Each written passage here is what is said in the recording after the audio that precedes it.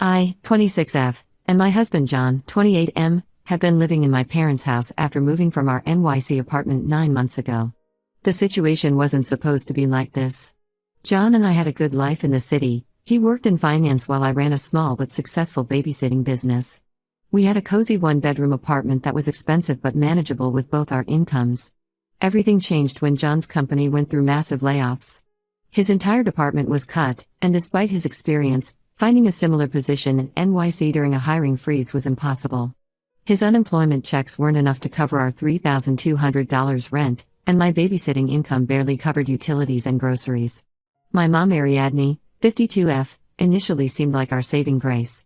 She and my dad Thomas, 55F, own several properties, including 4 single-bedroom apartments in another state that they use as Airbnbs. When I called her crying about our situation, she immediately offered us one of these apartments. They also have another house in NY where we could have stayed, but my dad's severe cat allergy made that impossible. We have 2 cats, Luna and Milo, who we've had since they were kittens. They're family to us, and giving them up was never an option. The apartment she gave us was small but nice. John found a new job at a local company, though the pay was less than his NYC salary. Then my mom mentioned they needed help managing their restaurant in the same town since they weren't physically there. John offered to help, thinking it would show our gratitude. He ended up basically running the entire place, handling money, managing employees, doing inventory, everything. They didn't pay him for this work, but we felt indebted to them for the free housing, so he didn't complain. When I got planned, we'd been trying for a while. Things got complicated. The nearest hospital was an hour away, and the only OBGYN in town had a 6-month waiting list for new patients. I still had Fidelis Care Insurance in NY that covered everything, so I started flying back monthly for appointments. During these trips, I stayed at my parents' NY house while John stayed back with the cats and managed the restaurant. As my pregnancy progressed, the monthly flights became more difficult. By my 6th month, both my doctor and John were concerned about me traveling so much.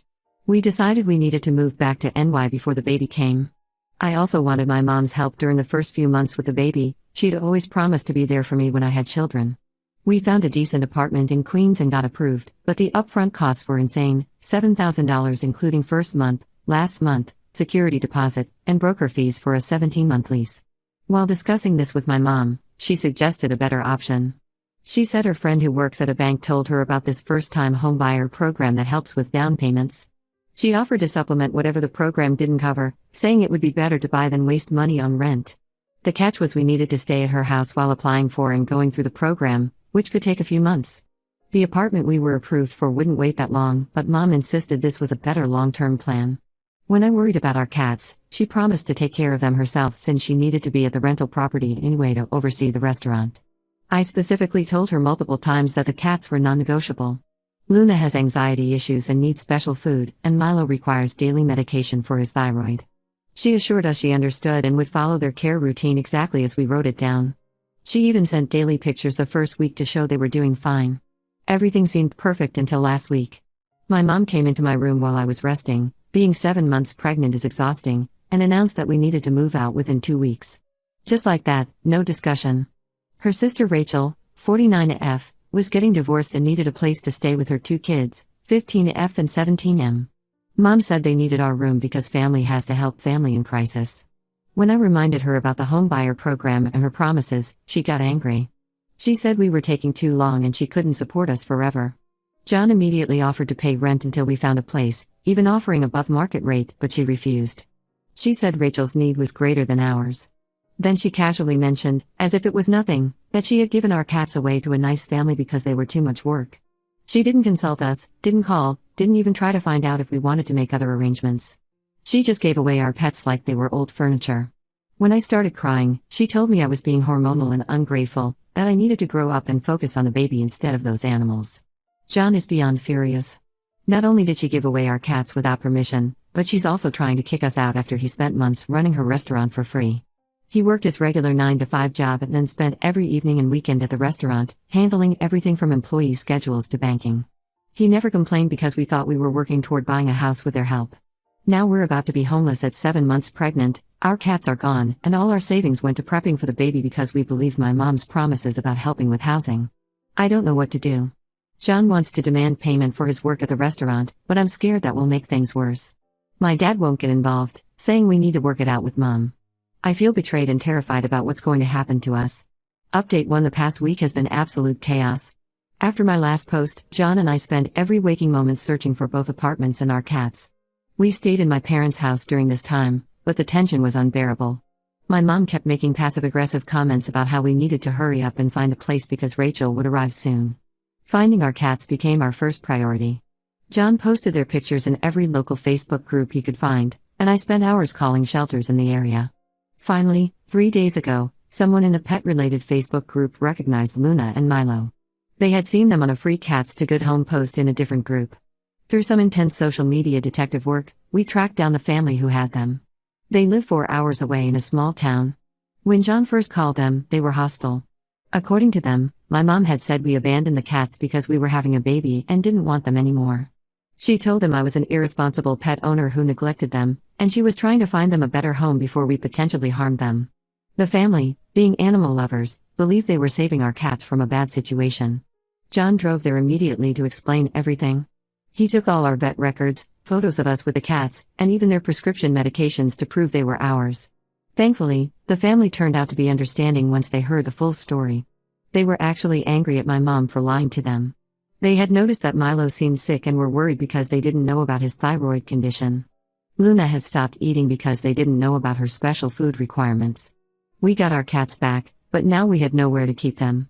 No relatives would take us in with pets, and my mom had made it clear we needed to be out of her house immediately. We ended up checking into a pet-friendly extended stay hotel that costs $120 per night. It's destroying our savings, but we couldn't leave our cats again.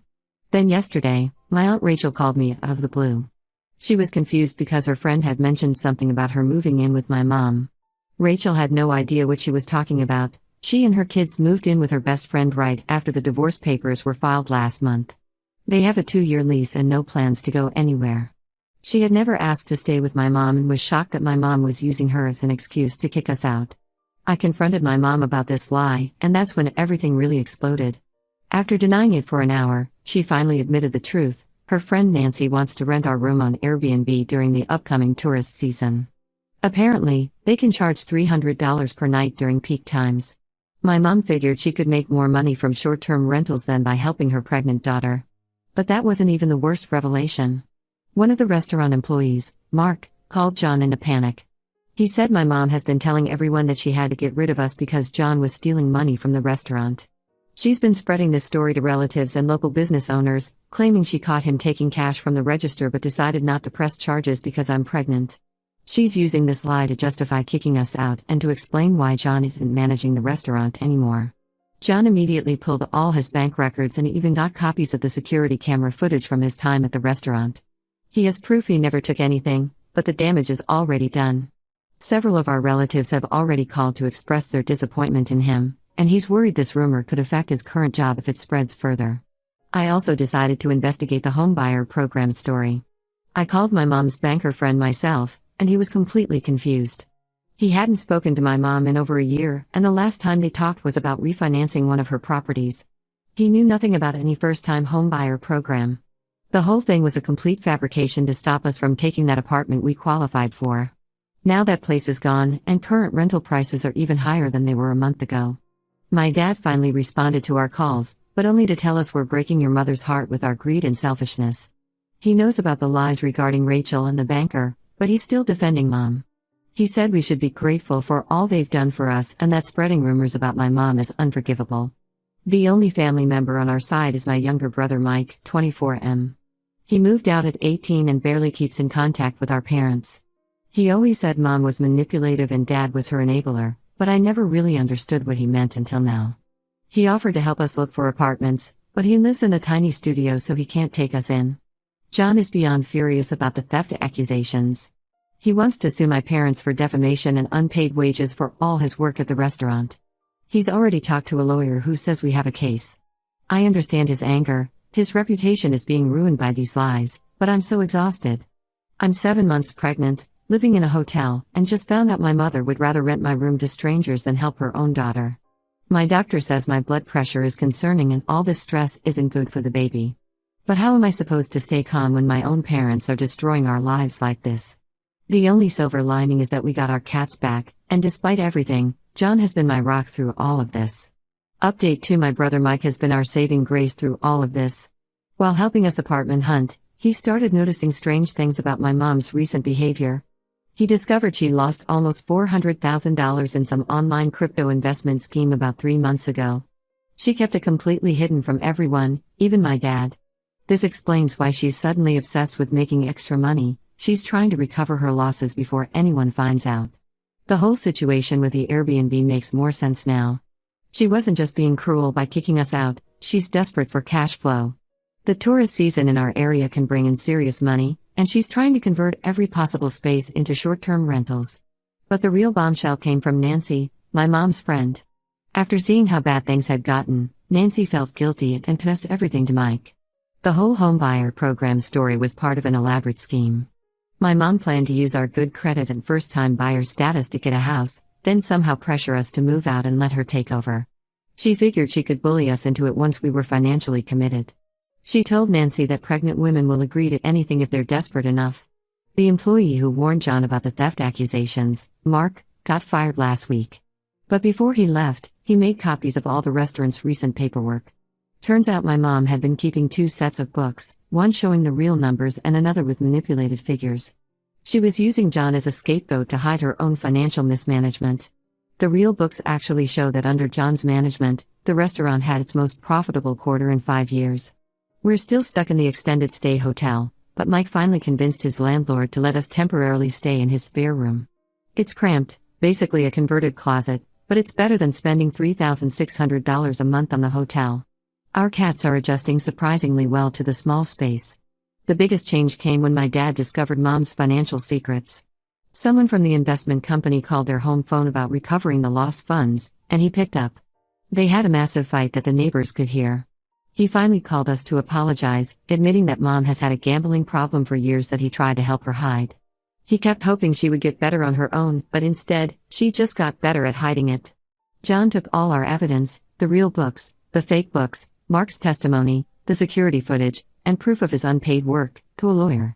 The lawyer said we have a strong case against my parents for defamation, unpaid wages, and possible financial fraud. He helped us file a police report to protect ourselves, saying we need an official record in case my mom tries to blame more things on John. The stress has been affecting my pregnancy significantly. My blood pressure won't stabilize, and the doctor is worried about preeclampsia. I'm now having twice-weekly checkups instead of the usual monthly visits. John has been handling everything, the legal stuff, the apartment hunting, taking care of me and the cats, all while working his regular job. There might be some hope for our housing situation though. John found an apartment about an hour outside the city. It's farther than we wanted, but the rent is actually affordable and they accept pets. The commute would be rough, but at this point, we just need stability before the baby comes. My mom keeps trying to contact us through different numbers and new social media accounts, switching between threats and tearful apologies. She even showed up at John's workplace once, causing a scene about how we're destroying the family. His boss was understanding thankfully, especially after hearing about the missing wages from the restaurant. Mike says he's not surprised by any of this. Apparently, she pulled similar stunts with his college fund years ago, which is why he moved out so young. I feel stupid for not seeing the pattern sooner, but I guess I wanted to believe she had changed. The hardest part is knowing this isn't just about money anymore. Even if she somehow recovered all her losses tomorrow, I don't think I could ever trust her again.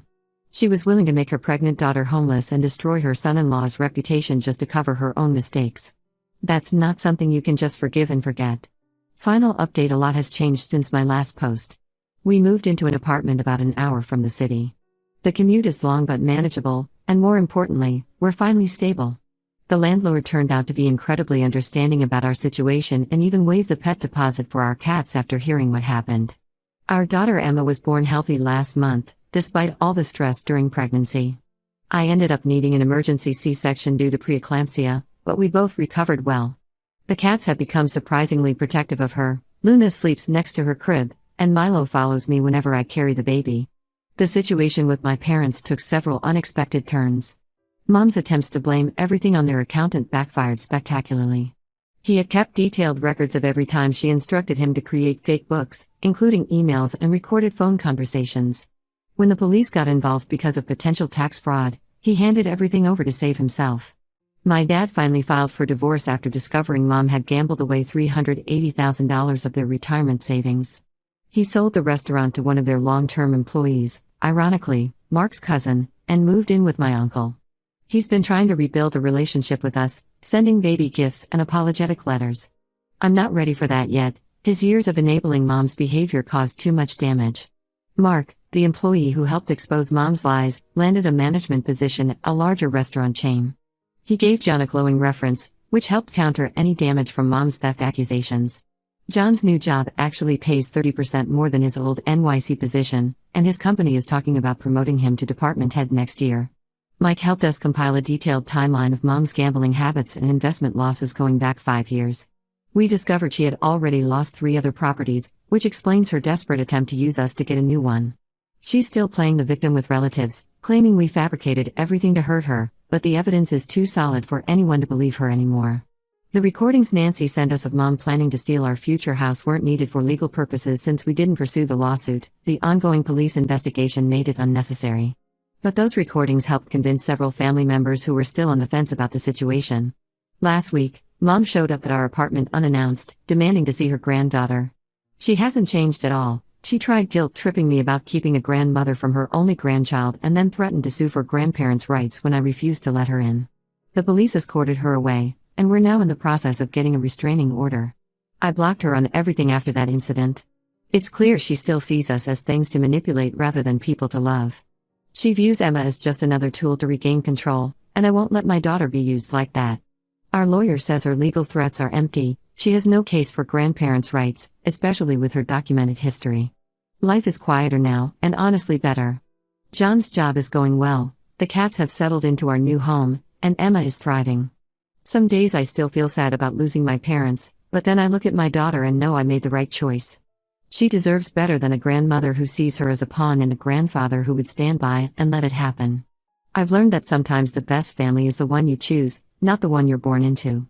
Mike visits regularly, John is an amazing father, and our little unit is happy. Sometimes cutting ties is the healthiest choice you can make.